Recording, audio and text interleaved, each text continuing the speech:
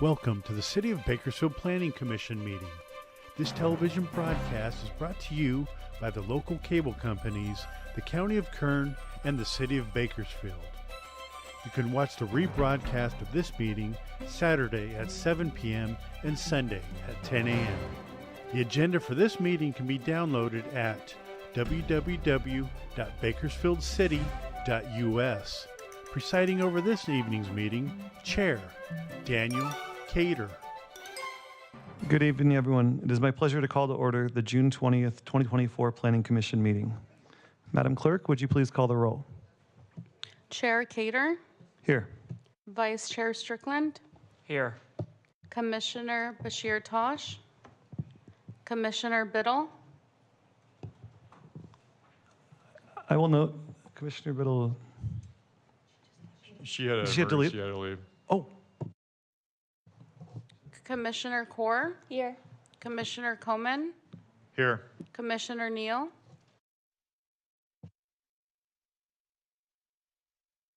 thank you. Madam Clerk, next item, please. Pledge of Allegiance. Please stand for the Pledge of Allegiance.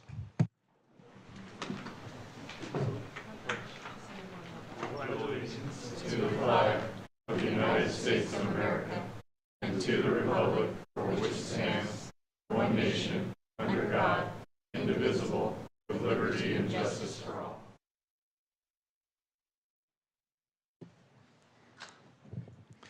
Thank you all for attending tonight's Planning Commission meeting.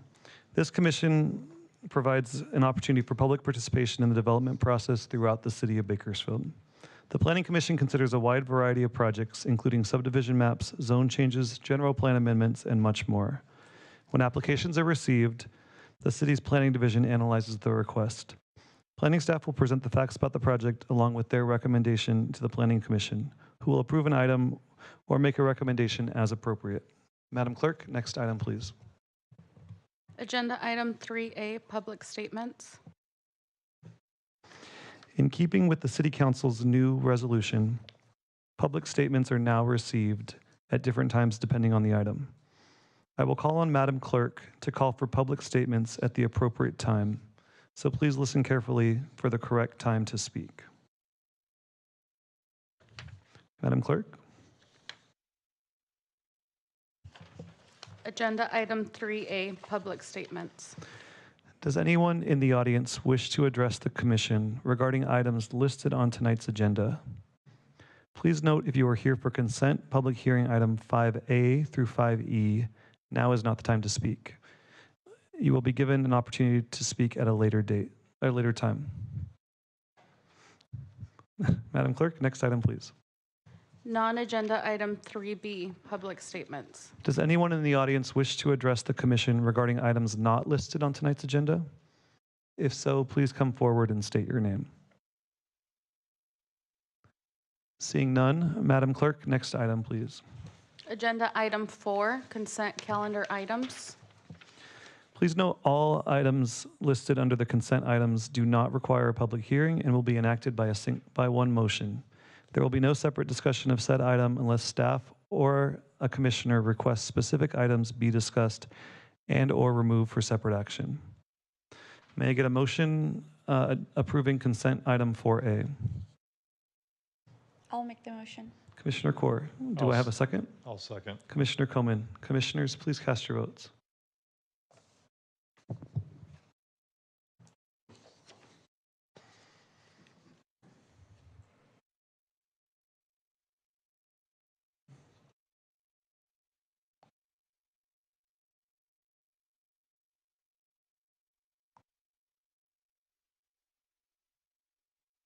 It didn't show on my screen.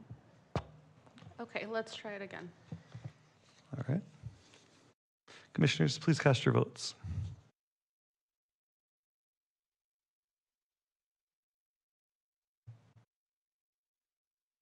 Should we roll call? We can do Yeah, that. it's not showing up on my screen. Yes, please. Chair Cater. Yes. Vice Chair Strickland. Yes. Commissioner Kaur. Yes. Commissioner Komen. Yes. Motion passes with Commissioners Bashir Tosh, Biddle, and Neal absent. Now is the time for consent public hearing items. Please note if the item is not removed by a commissioner, staff, or a member of the public, the commission will vote on all items in one motion without further comment. If an item is removed, it will be placed at the end of the non-consent public hearing items.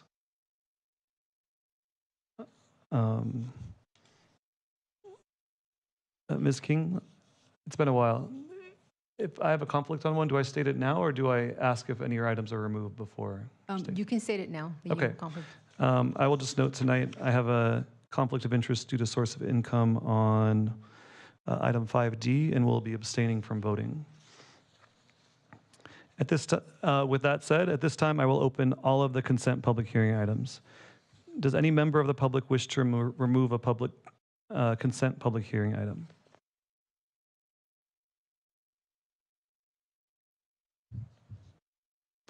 Seeing no members of the public, does any commissioner or staff wish to remove a consent public hearing item?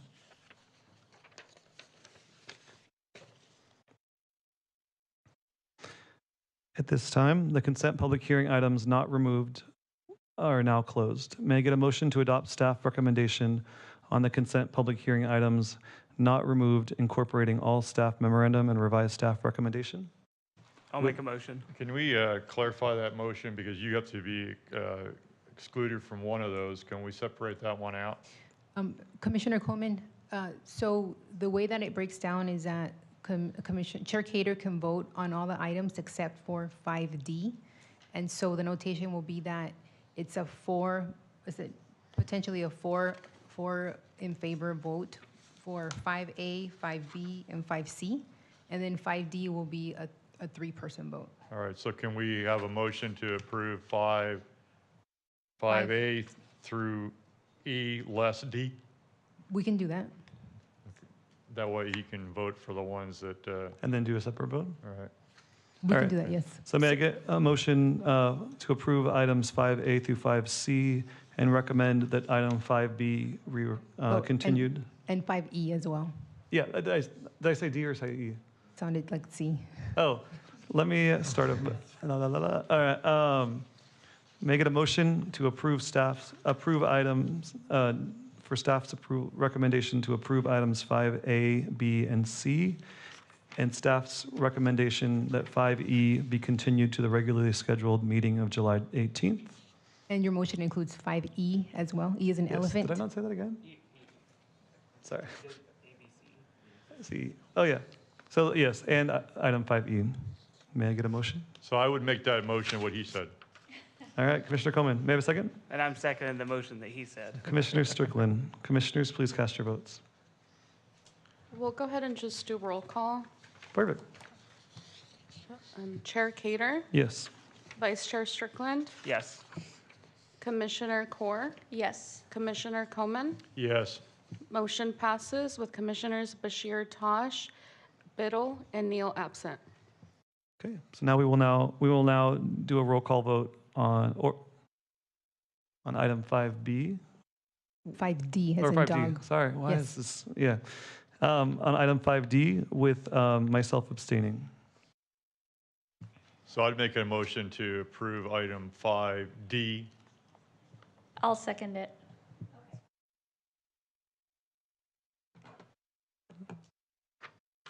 Thank you, Commissioner Coleman with Commissioner Core. Commissioners, except me, please cast your votes. Oh, roll We're- call. We're going to try doing the electronic voting.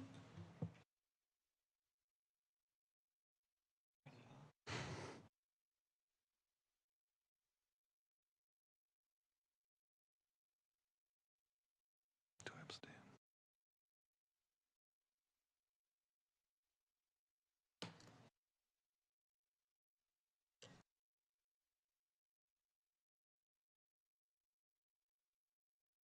Motion passes with Commissioners Bashir Tosh, Biddle, and Neal absent, and Chair Cater abstaining. Thank you. Madam Clerk, next item, please. Agenda item 6, non-consent public hearing items. Now is the time for non-consent public hearing items. Before we begin, I would like to explain how the hearing will be conducted. Staff will first give a report. Then those in favor of the project will be allowed to speak. Those in opposition to the project will be able to speak after all of those in favor have spoken. Each side will then be given a 5-minute total time to provide rebuttal comments. Please note individual speakers may ask questions during their statements, but the questions will not be answered until the public hearing on that item is closed. If preferred, written comments may be given to the clerk, who will provide copies to the commission. Please remember to be respectful of others participating in the hearing by not repeating the remarks of previous speakers and presenting any new comments or thoughts in a concise and clear way. Mr. Johnson, would you please provide us your staff report on item 6A? Yes, thank you. And just for the audience, so what just transpired is if you were here for item 5A, which is an extension of time for vesting tentative track map, or 5B, a specific plan amendment, or 5C, a revised plan development review, or 5D, the zone change. Those items were all approved. You're welcome to stay if you'd like, but there will be no discussion on those items. And then 5E will be moved to July for further discussion. But again, you're welcome to stay as we discuss item 6A, which is a conditional use permit for a poultry slaughtering and processing wholly within a building. This project site is located just south of Monterey Street between Sacramento and Alta Vista. It is zoned M1, which is light industrial. Some of the uses allowed in the M1 district include a bottling plant, concrete batch plant if it's less than 2 yards, truck repairing and overhauling, and any use that's allowed in our neighborhood commercial and regional commercial zones. Also allowed in the M1 zone, but with approval of a conditional use permit, includes equestrian establishments, truck stops, and the request before your commission tonight, which is a livestock slaughtering and processing wholly within a building. This project site contains 2 parcels. The parcel on the west right now is currently really an undeveloped parking lot. If approved, the developer will construct a 13-space parking lot, and then there is an existing 4,000 square foot building that will be used as a neighborhood market, which will have to go through tenant improvements. This is the floor plan of the neighborhood market, approximately 2,300 square feet of sales area, 900 square feet for a meat department and storage of that meat, and a 735 square foot poultry preparation area. Again, this is a Mediterranean grocery and meat market, which is going to really specialize in halal chicken. And halal describes what is fit and proper to eat for Muslims, and is a term used to describe a wide array of food and drink beverages. There are similarities with how kosher food is prepared for the Jewish faith, in that both of these food laws have their roots in Scripture, the Torah for kosher and the Quran for halal. There is a condition that there will be no more than 100 live poultry on this site at any given time. And then live poultry must be housed in a continuous climate-controlled area. In other words, there is an open space backyard, but there will be no housing of chickens in that area. That will not be permitted. There was some public outreach done by the applicant, and the applicant is in the audience and can describe that. And please note, we do have translators available. And then we did our staff-initiated public outreach through our 300-foot notification radius, posting of the site with signs and on the newspaper, and we received no comments in opposition. Conditional use permit shall only be granted if it is found that the use is deemed essential or desirable to the public convenience or welfare, that the use is in harmony with the elements and objectives of the general plan, and if those findings can be made, which staff believes they can, the issuance of the CUP may contain conditions that the operator must comply with during the operation of the use and prior to initiating that use. And those conditions are part of the resolution that was provided to your commission for consideration. Therefore, it's staff's recommendation that you adopt the resolution and suggested findings approving the conditional use permit subject to the listed conditions of approval. And that completes staff's presentation. Thank you, Mr. Johnson. The public hearing is now open. Is there anyone in the audience who wishes to speak in favor of the project? If so, please step to the microphone, identify yourself, and proceed.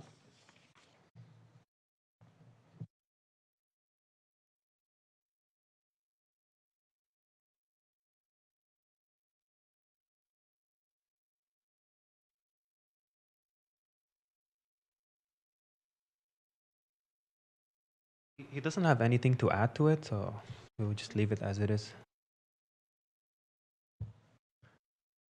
Thank you. Seeing no requests to speak in favor, is there anyone who wishes to speak in opposition to the project? Seeing no one in the audience wishing to speak in opposition, does any commissioner have any questions for the public or staff on this item? Please remember this is not the time to express any opinions on the matter, only time to ask questions. Commissioner Strickland. Just a question for staff. I don't know if I asked it in my earlier communication. Where did the 100 number come from? Was that based on applicant's expected use? That number was provided by the applicant. That is correct. Okay. I think that was it. Thank you, Commissioner Strickland. Seeing no other commissioner questions, and as there were no speakers in favor or opposition, I will forego the rebuttal period, close the public hearing, and move to the commission for comment and action. Any commissioners like to start us off? Commissioner Strickland. Thanks. Yeah, short comment. I had a list of questions I asked earlier this week for the applicant and staff. And I just wanted to note that it was a pretty significant list of questions I asked the engineer on the project. They responded back to all of that pretty quick, within 24 hours. Very thorough response, very thorough plan, what they're going to be doing. I like where it's going in at. I like that it's going to have a community market. I like that it helps a very important section of our population. So if there's no other comments, I'd make a motion to approve with the CUP in mind. A motion to approve the CUP, right? Yeah. Okay. We will note that motion and then open up for any other commissioner comments. Just to clarify, it's basically your a motion for staff's recommendation. Yes. Are there any other commissioners who'd like to provide comments? Yep.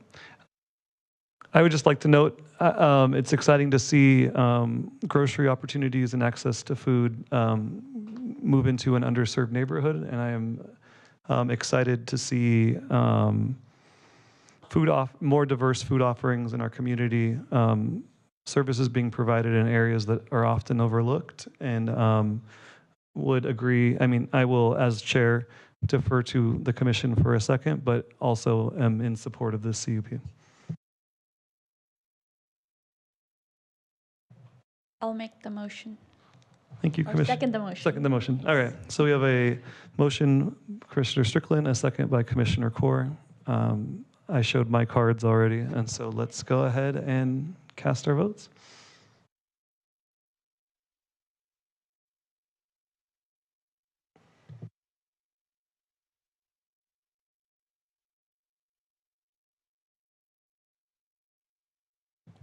Motion passes with Commissioners Bashir Tosh, Biddle, and Neal absent.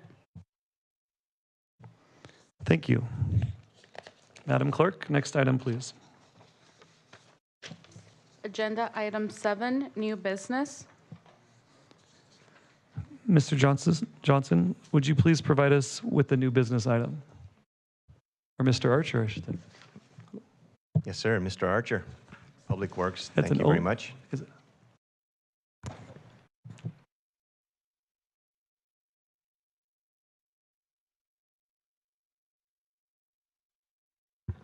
Good evening, Chair Cater, members of the commission. My name is Paul Archer. I'm a civil engineer 4 with the Public Works Department here for the city of Bakersfield. and I will be presenting the fiscal year 24-25 capital improvement program for you and requesting a finding of consistency with the general plan and a recommendation of approval for a resolution stating such. The presentation is going to briefly highlight the one-time dollars budgeted by the city for the upcoming fiscal year, and then we'll go more in depth on the public works side. I won't really go into dollars and fund sources specifically, but I'd like to highlight that next year our capital improvement program is totals $172 million, with $84 million of those dollars coming from state and federal sources. So I think this really highlights staff's dedication to the responsibility over public funds and highlights that we are dedicated to finding state and federal funds to leverage local tax dollars to complete our projects. Just a quick overview of some of these. I'd like to highlight the Jastrow Park improvements through the Rec and Parks Department, which is some improvements to the amphitheater at Jastrow Park. Also, Development Services will be doing some enhancements to their plan check and permitting software, as well as economic development with some one-time dollars for affordable housing program through the PSVS program. Quickly as well, going through Arena, Water Resources, and Fire Department. Fire Department will just be making some repairs to some facilities, as well as a purchase of a vehicle. Water Resources, typical water, ag, and domestic projects that they do every year. And then the Arena and Convention Center doing some minor repairs to the Arena, Ice Center, and Convention Center. Now for the Public Works Department.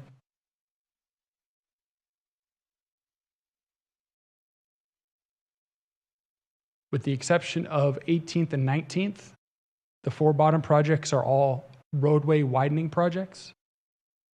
So especially in the Southwest, looking to widen some of those roads, adding additional lanes. We won't be doing curb, gutter, sidewalk, but we will be providing access for pedestrians and bicyclists along all of those projects. The 18th and 19th improvements project is phase one of construction. Right now we have $2.2 million in CMAQ funds, a federal funding source, and we'll be looking to do improvements from L to O for that project. These pictures are some renderings that we have for that project and what we intend to do.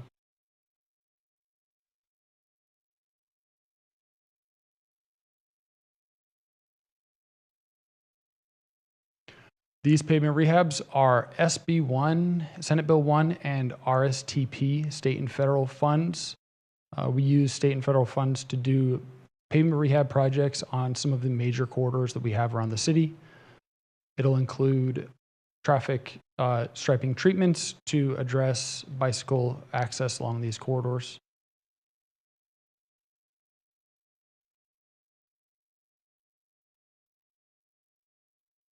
This is a relatively busy slide, so I apologize, but it highlights our commitment in the past few years to street lighting. The top portion shows kind of what we did last year in terms of designing and installing streetlights. Next year, we'll be focused on Bell Terrace and Terrace Way, just south of the 58 near P Street, or sorry, near H Street. And we'll be utilizing CDBG dollars, federal HUD dollars, leveraging local dollars to complete those improvements.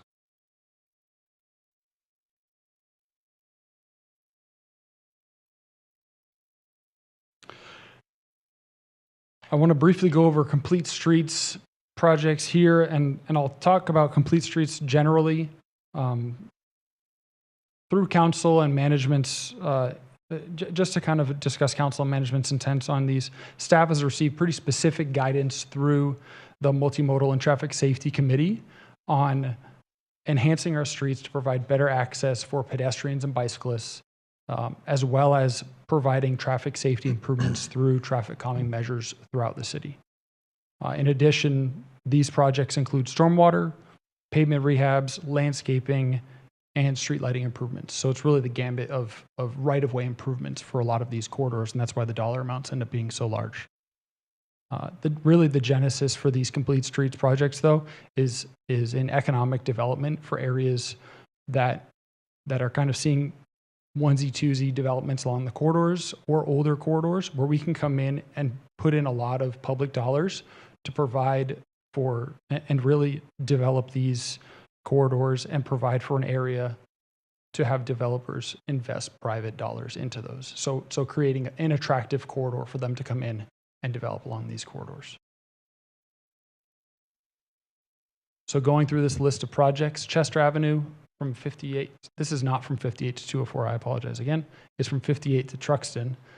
This is a RAISE grant project, and this should be advertising in July, I believe. So we should be seeing some construction starting relatively quickly. H Street is from 58 to 204. It's about an $18 million project right now, and that is in design, looking to advertise that in spring of 2025. Martin Luther King Jr. Boulevard, again, grant program, TCC, state funding, as well as a federal appropriation. This is in design now, probably will end up going to advertise in the late winter to start in spring for construction. And then Baker Street, Complete Streets. This is a continuation of the ASIC project.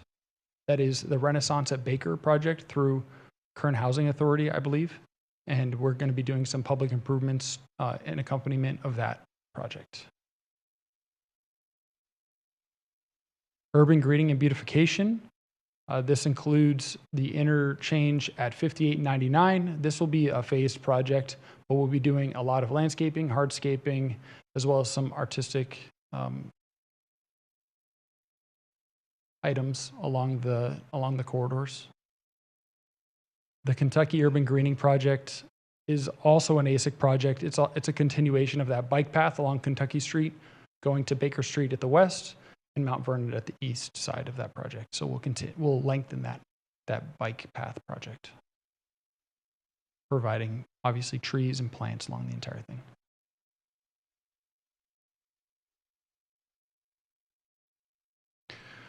Moving on to TRIP, we have a couple of projects that we're starting new on, well, I guess continuing, but for me they are. Seventh Movement is the eastbound 58 to northbound connector. We are out to bid right now. We'll be opening in early July, late June, early July, to start construction on that project. And then we are moving to what's called PS&E, so that's 60% to 100% design for the 8th Movement, which is southbound 99 to westbound 58. We'll be advertising the RFP for design consultant services in early July as well, and looking to receive state funds for that design as well. Sewer and storm drain improvements. These are your standard scheduled improvements to sewer and storm drain systems. We've highlighted some of those projects here. Engineering really works with operations on these projects to identify which areas need improvement, best practices, as well as what we need to improve on as engineers to make sure that we're putting, the correct construction methods or equipment like pumps into these, what's worked and what hasn't worked. So we really work together with operations to make sure we put out a good project on these. Facility improvements. I'd like to highlight EV fleet infrastructure here. As many of you know, State Air Board is requiring fleets to convert to zero-emission vehicles.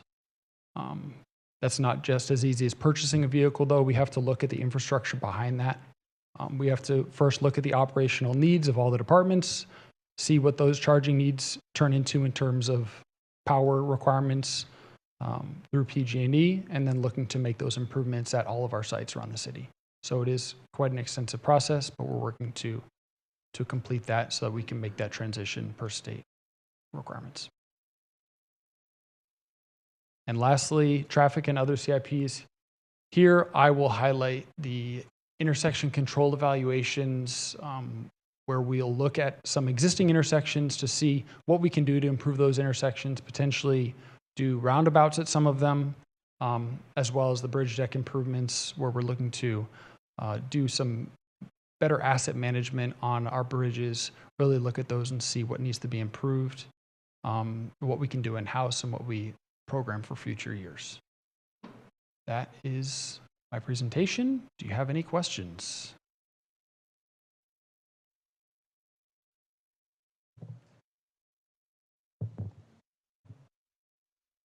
Commissioner Strickland.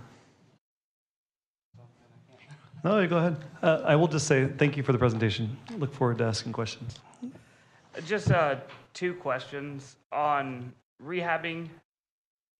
I know complete streets is really for more multimodal, so it's improvements of non-existing. For complete streets, are you able to add bike lanes to existing?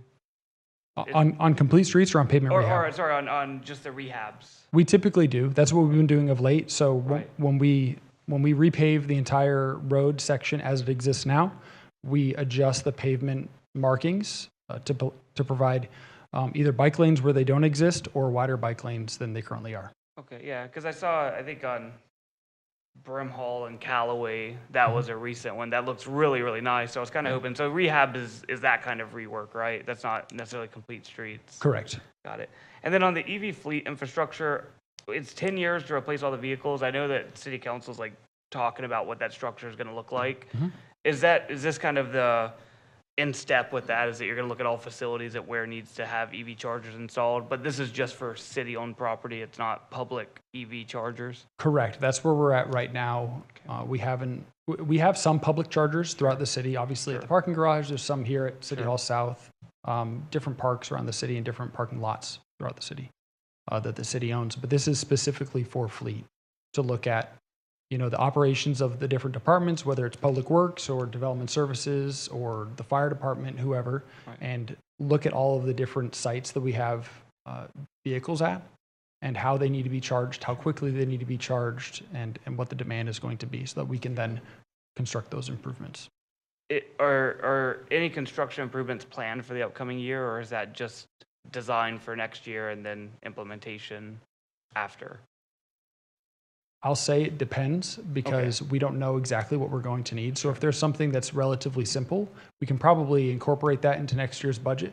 But it definitely depends because we haven't done that deep dive into not only our infrastructure, but PG&E's infrastructure as well. Right. Obviously, they won't give us that information readily, but we have to really look at that and say, what is our service at this site? What do we need? And then can your service conductors to our site provide that power for us? So, Cool. Yeah, that's all I had. Great job, though. Looking forward to it. thank you. Thank you, Commissioner Strickland. Commissioner Coleman. Thank you, Chair Cater. Thank you, Mr. Archer, for your report. I appreciate it. I guess my first question is, what is exactly being asked of this commission? What are we being asked to do? So this commission's responsibility, if I understand it, is to find that the CIP program is consistent with the Metro Bakersfield General Plan and then recommend approval of a resolution to council stating as such. And are these items that have already been approved by council? They have not been approved by council. They have been seen by council, and we are anticipating that, but they have not been officially approved by council. Are these being recommended by council?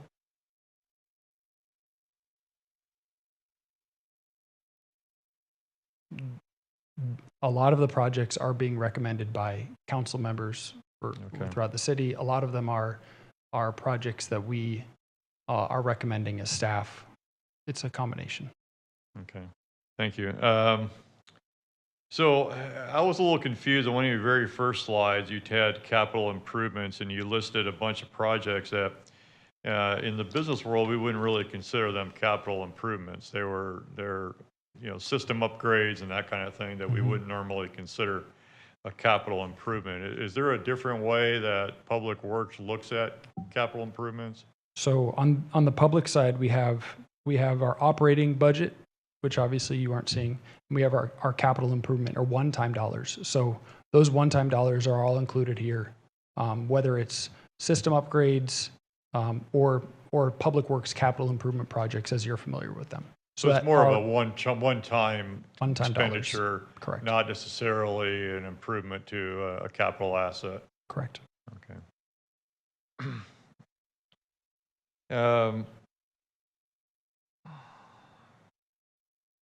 The list of pavement rehab for the community, there seems to be a lot of projects east of 99 and very few west of 99.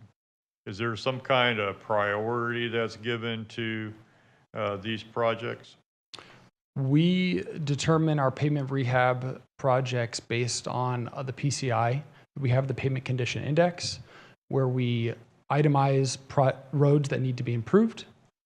If they're going to be improved in-house by our streets department or by the engineering side by a contractor, that really depends on the size of the road and the scope of the improvements. I'd challenge that we're kind of even. A lot of our pavement rehabs are happening on the west of the 99. A lot of our complete streets are happening on the east of the 99. I think that speaks to the fact that a lot of our roads east of the 99 don't have things like sufficient curb gutter or sidewalk, bike lanes, landscaping, or street lighting. And they have old infrastructure, whereas on the west side, a lot of that is existing. So we can get by with doing a pavement rehab with existing infrastructure that's generally in good condition. Because there's a significant amount of work needs to be done on Ming Avenue from Highway 99 to at least Gosford, and the same with White Lane from maybe in a lesser degree, but White Lane from 99 to Gosford. Are there any considerations for those roads? There are. So we show Ming Avenue here. I know this is west of Gosford, but we do have some projects that are west of the 99. So you have Ming Avenue there from Buena Vista to Gosford, but nothing in that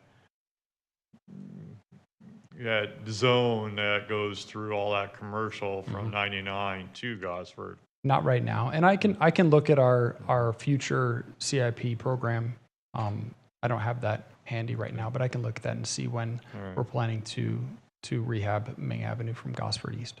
Thank you.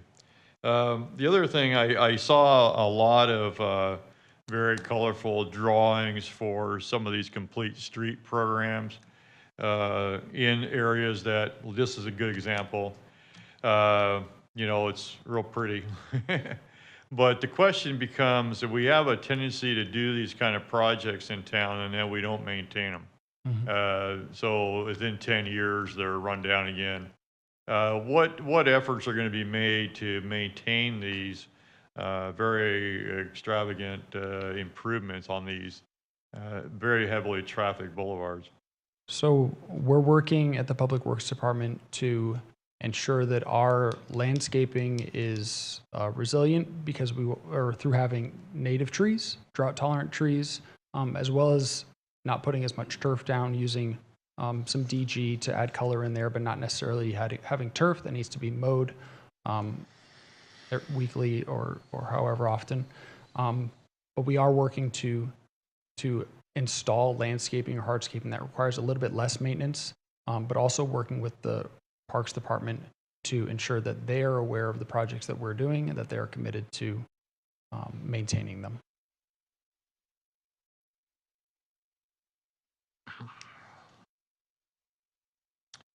You had two projects in here, and you talked about them in a cycle format. Basically, it's the 5899 Forever project. You mentioned this as seventh movement and an eighth movement. Is this the way this was planned? Or was it planned all the way from the beginning that we're going to spend 5 years doing this overpass and not put in a southbound connector? I can't necessarily speak to that. I'm sure Mr. Topete could. speak to a little bit of the history on that. But this was the plan from the beginning in terms of where the connectors go and the order of improvements. Because my frustration has always been, and I guess I can't comment, right? We're just asking questions now, so okay. I will stick to questions. Well, this isn't a hearing. You Yeah, this is can new comment business. away. Oh, Yeah. okay, thank you. We're all amongst friends, yeah. All right, my frustration Please has refrain always from been colorful that language, but- I moved here in 1994, and they've been doing work on that intersection in 99 and 58 ever since I moved here, and it never ends.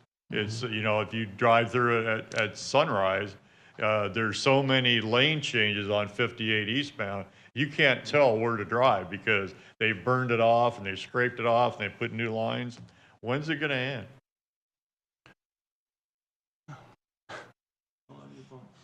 I see somebody there that wants to jump in on this. I You know wanna- Luis you wanna would like pass to the jump football in. to He him, can. you He can. Good evening, Commissioners. Luis Topete, Assistant Public Works Director. I don't have the specific answer to your question as to when is it going to end, but you asked before if it was planned this way. So with the trade program that I was part of since 2006, the trade program had all these projects scheduled, and we designed it with the help of Caltrans.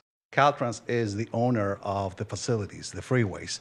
So through the funding that came from the federal government, we scheduled all these projects. Now, the 7th and the 8th movement were not part of those projects that were initially scheduled. However, with our partnership with Caltrans and KernCog, we were able to secure more money after the TRIP program while we were in construction of the Centennial. So that was a really good opportunity to come up with the design for the 7 movement. And that is already designed. And as Paul mentioned, is bidding right now. Bid opening in a couple of weeks, and we will be in construction here in probably a month and a half or 2 months. Well, a little bit more than that. We have to award it first and then go into construction probably by late summer.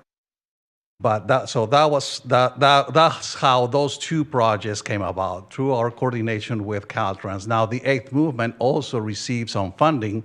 It's a grant from TISIP, federal state money, for the design. Construction, we still don't have the funding, but we're applying for, well, actually Caltrans and KernCog are applying for additional funding. But we were tasked to move forward with the design with the available funding that we have. As a matter of fact, next week, we're gonna have the California Transportation Commission allocate the money for that, for the design. So that's why it seems like it's a never-end project, because sometimes it's our own projects from TRIP, sometimes it's projects from Caltrans. They did some reconstruction of 99 too, quite a bit actually, and same on 58. And now we're starting this other 2 projects. So that's why, I mean, I get it. We get the comments from the public that it seems like it's never end, but it's not just one project. It's one project after the next and after the next, which is not necessarily a bad thing. Our facility was ignored for many, many years. So it seems like the last 10, 15 years is where there's an influx of funding to enhance our transportation system in Bakersfield. What is the timing as far as completion of these 2 movements? The 7 movement, it's got a 18-month duration for construction if everything goes perfect. Big disclaimer. And then the 8th movement, again, is in design. It should take maybe a year to design, but then there are some properties that need to be acquired for the construction, and that's a little bit more unknown as to how long it's going to take to acquire the properties. And in the meantime, Caltrans and KernCog are looking for additional funding for the construction. That will be a very expensive project. As you can see in blue, that is the bridge that is going to go over Stockdale and eventually connect to Centennial. So we're looking at a probably $50 to $60 million project. So a lot of funding that we have to be lucky and successful to get. Okay, thank you for answering that question. I appreciate it. I have one last question for Mr. Archer regarding traffic calming. That's a popular buzzword now. And I've seen some of the traffic calming that you guys have put around town. And it looks like you're just creating traffic jams. The intent of traffic calming is to slow people down. So we install infrastructure, whether it's striping or speed humps or various methods to slow people down and to create safer corridors to interact with bicyclists and pedestrians. That's the intent of traffic calming. I've had a conversation with your department head, I'm sorry, I always mess up his name, but regarding the improvements on Nile Street and the inverse switching around where you park versus where the bike lane is. Normally people park against the curb and then the bike lane is then, and then you have a lane. And in that particular corridor, there was some experiment with putting the bike lane against the curb and then moving the parking out in the middle of the street. Is that going to be something that's going to continue to be done? I just question why we do things that make people change the way they behave. Mm-hmm. Okay. So that project, as Mr. Straklus has probably told you, was a demonstration project for a much larger project along both Niles and Monterey. Our intent on that project is to reduce both corridors from 3 travel lanes to 2 travel lanes. We won't be putting the bicycle lane on asphalt level. We'll be bringing that up to sidewalk level. So where people park will be against a curb, but it will be in the current location that they are on that demonstration project. It won't feel like you're parking in the middle of the road because you'll be against the curb. But you'll be a little bit further away from your property or your house when you park. I know I've walked the corridor, knocked on doors and spoken to people. I think generally people understand what our intent was in doing that. It wasn't to provide 2,000 feet of bike lane.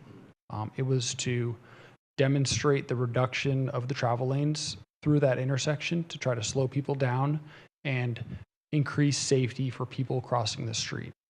So if you look at it from that lens, you can see that the crosswalks went from 60 something feet from curb ramp to curb ramp now to about 22 feet. So obviously a much safer crossing there for people who are trying to get across Niles and Monterey, which is already very difficult. Our intent is to do that throughout the corridor to create safer crossings along the corridor to allow people to get to school, get to work, get to their friend's house, get to the market safer. Thank you. I have no further questions. Thank you, Commissioner Coleman. Commissioner Cora. I just want to get started with thanking you.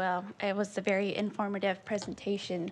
I know it's kind of frustrating for people especially on this slide, 58 and 99. I moved here 3 years ago and I'm like, when is it going to be done? But as you mentioned, you're getting more funding, city is growing, and then you guys are making the infrastructure better. I just have one question in addition to Mr. Coleman's question.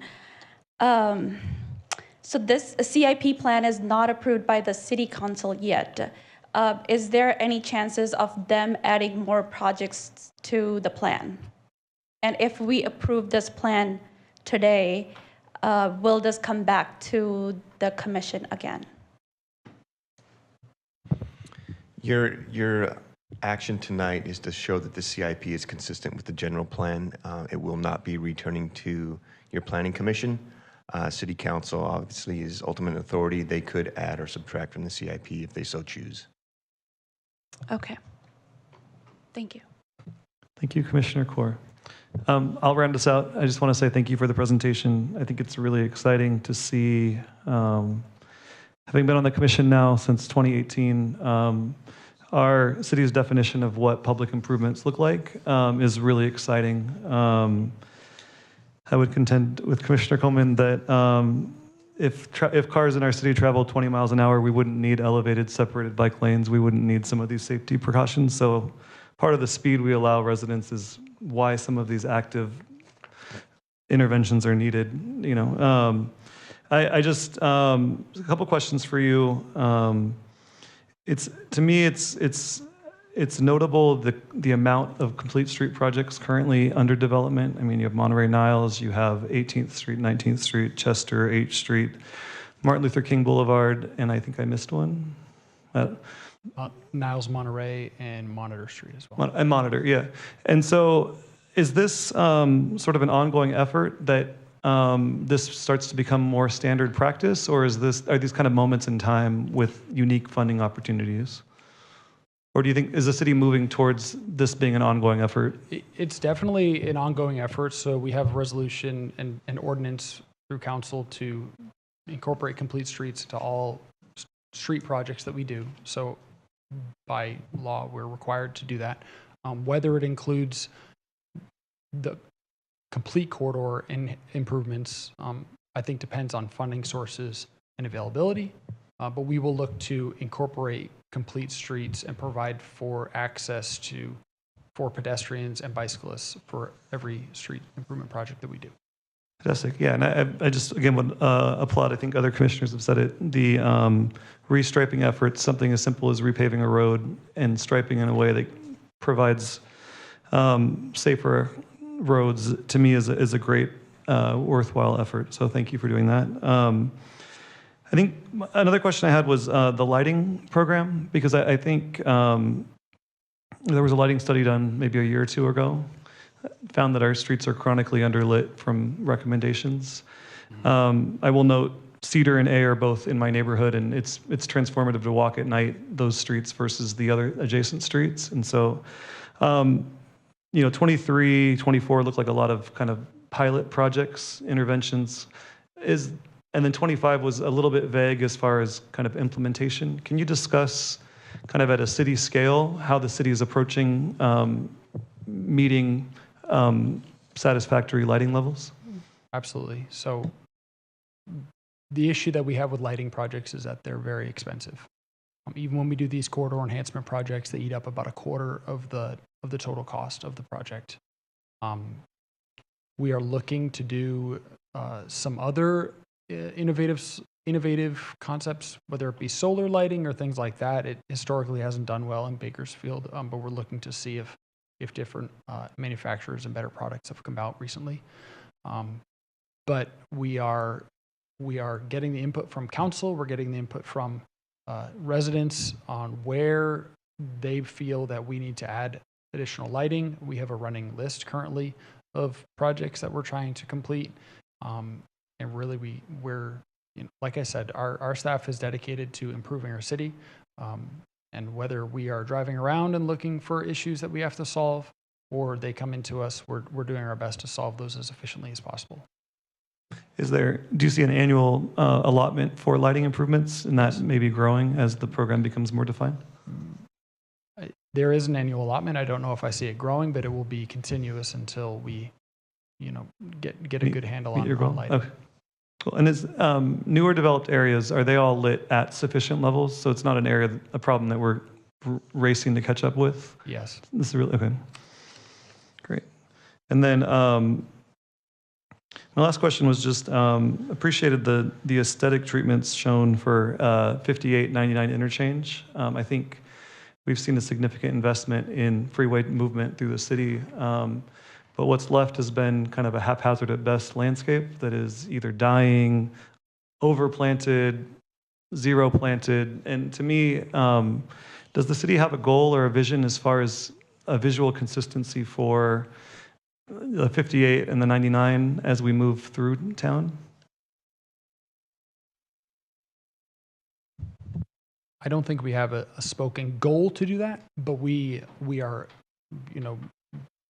trying to do that and to creating some consistency with how we develop things. We don't just want to, make spot treatments to beautification throughout those corridors. We'll work with, staff will work with Caltrans to really make sure that the corridors through our city look as best as they can. Would you like to? I'd love.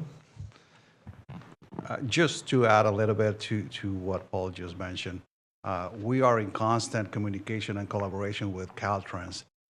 Perfect example is Hosking. Hosking was funded in part with city money. Caltrans had a project, and we partnered with them to come up with what you see out there. And the intent and the direction by council is to look at opportunities like that throughout the 99 corridor and 58, and we have projects that are going to do that. Part of the presentation by Paul included the 58-99 interchange, hardscaping and landscaping, so that's another one that is coming up. And that is the opposite. We are proposing the project, and Caltrans is going to contribute funding for that project. So it's a constant concern, and slowly, as always, funding is the issue. But in collaboration with Caltrans, we have better chances of improving our landscaping. Okay. And then I guess one question on that is I've noticed the West Side Parkway, as it's grown in vintage, there's areas where native shrubs, small bushes have started revegetating. Is the city looking at a policy of just allowing natural habitat to sort of take over? Kind of a brushy, undefined. We kind of have a culture of burning our fields and a dirt aesthetic, and seeing it kind of rewild itself to me gives it an inspiring look to what could be. Is there any look as far as just promoting growth for more native species to kind of take over? Not really.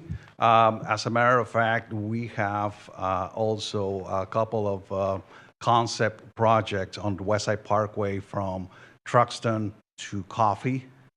And again, funding, we have been short on funding, but the first phase of that is at 90% design. We don't have funding for construction, but we're, again, constantly looking for additional funding so that we can go to construction and do, again, something similar to what we did with Hosking, more drought-tolerant plants, hardscaping, granite, decomposed granite, and maybe some stamped concrete. But West Side Parkway is five miles, so it's going to take a lot of money.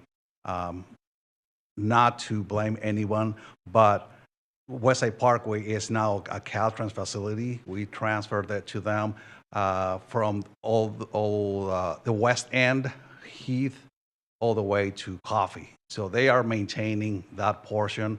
Up to a couple of months ago, they were doing a pretty good job, but I have noticed the growth of species, and I don't know what's going on, but we can certainly check with Caltrans as far as their maintenance on that portion of the West Side Parkway.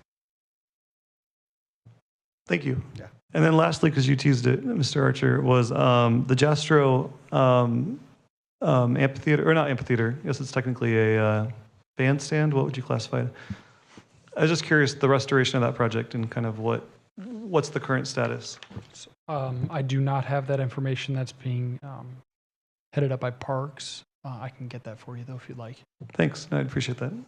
Thanks again for your presentation. I think you were looking for us to, Ms. King, help me if I fail, but I think we're looking for a nod to compliance with the general plan and a recommendation to move it along to City Council. So your motion would be to adopt a resolution finding that the CIP is consistent with the Metropolitan Bakersfield General Plan. That sounds much better. What Mr. Johnson said, may I get a motion? I'll make the motion. Commissioner Core, may I have a second? I'll second the motion. Commissioner Strickland. Commissioners, please cast your votes.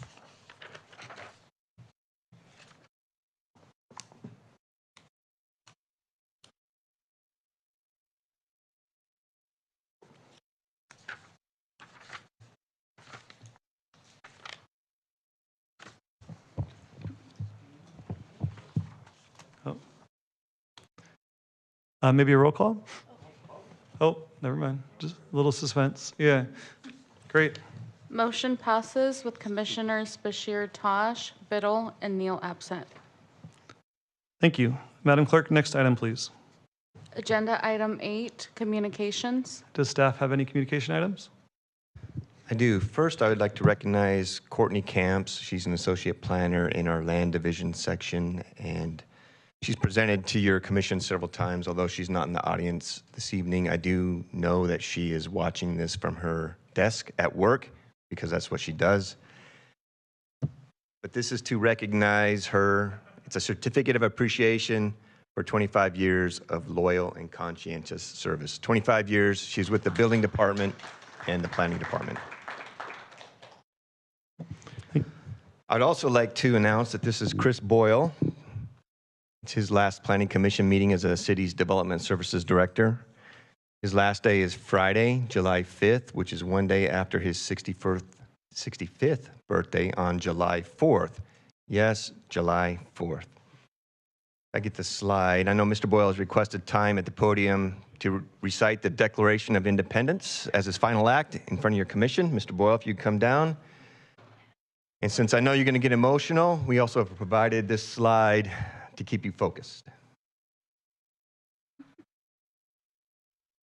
Quite frankly, you can't get good help anymore. It was the Gettysburg Address. Thank you, Paul. Sir. I suppose I don't spend a career planning on what I might say as part of a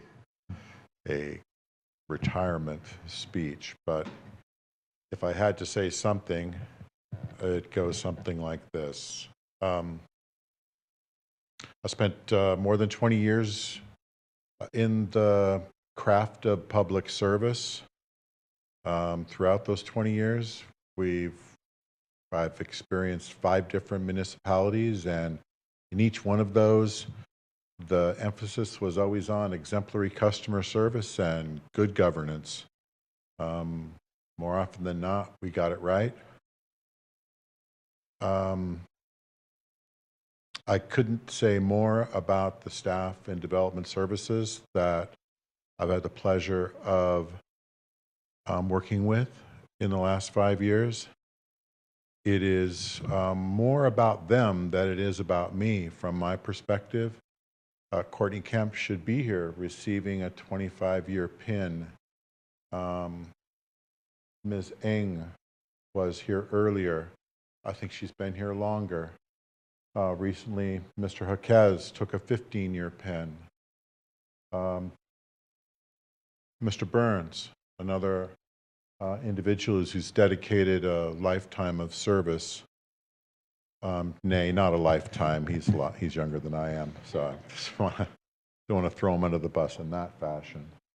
But there's just a fabulous group of individuals that really do, to this day, provide exemplary customer service and good governance to the citizens of Bakersfield, part of the Golden Empire, the sound of something better. And for that, I would say thank you for the 5 years I've had an opportunity to work with you and lead you. That's all I would have to say. Thank you. Mr. Boyle, we would have got you a certificate, but we know that you are literally living in a van down by Kern River, so we'll get that for you. We didn't want to clutter your van. Still wearing the suit, though, even in the van. Yeah. Dedication. Also, during our last internal staff meeting, Mr. Boyle asked that we not hold a planning commission meeting on his birthday, as it would interfere with the city's fireworks show at the park at the Riverwalk. Every year, we have to remind him that the fireworks are not a celebration of his birthday, but what they are really for. So that said, we will not have a meeting on July 4th. Our next meeting will be July 18th. That's all I have. Thank you, Mr. Johnson. Madam Clerk, next item, please. Agenda item 9, commission comments. Are there any commissioner comments? Commissioner Coleman. Oh, Commissioner Core. Is that from before? No, right now. Oh, yeah, Commissioner Corr, she beat Commissioner Coleman. I just want to say thank you for your service and congratulations on your retirement. Yes. Thank you. Commissioner Coleman. Yeah, I was going to say that this is similar. Mr. Boyle, thank you very much for your service here. I learned a lot from you, especially regarding the housing element. And I'm sure that after you leave Bakersfield, you'll wake up in the middle of the night thinking about the housing element. So anyway, congratulations on your retirement, and thank you for your service. Thank you, Commissioner Coleman. Commissioner Coleman, you kind of stole my thunder because I was going to say, you shocked me tonight. I will not hear you on a presentation with zoning ordinances, height modifications, or that map of Ming and Newstein ever again. That's very, I got to deal with that loss in my life. But thank you for the many years we've gotten to work together. Thank you for your contributions to the city. You will be missed. I hope the van looks well situated. You look like you're ready to take on anything in the world. So cheers to your next adventure. And also, thank you to Ms. Camp for 25 years of service. What an achievement as well. Seeing no additional comments from the commission, Madam Clerk, next item, please. Agenda item 10, adjournment. This meeting is adjourned at 6:36. Have a great evening, everyone.